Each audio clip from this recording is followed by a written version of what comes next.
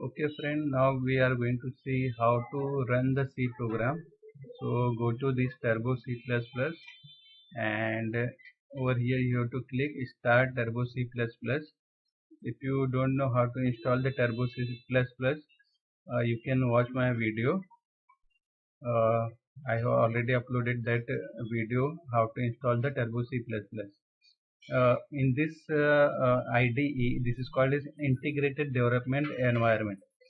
आप यहाँ पे C का भी प्रोग्राम एग्जीक्यूट कर सकते हो and you can execute C++ also.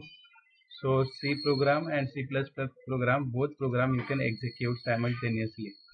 So start Turbo C++ and over here you can write go to file, and from this if you want to close all this window, come to Windows and close all. So this will close all the windows and go to file, click new, and you can write a simple program hash include stdio.h. What is stdio.h? I will explain later on. And what is conio.h? I will explain later on.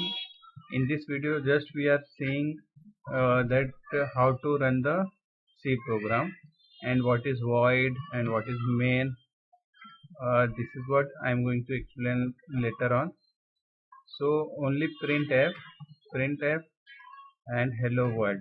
We are going to see printf and hello world. So hello world. Whatever you type in between this double quote, it's going to be printed on the output screen. So if I run this program, you have to come to the compile. You can compile the program. This is the compile. So there is what? 0 warning and 0 error. Now press any key and then run the program. Control F9.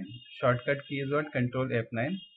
So I am clicking through the mouse. I am running the program. So the program is run. Now you want to see the output. So output is what? Alt F5.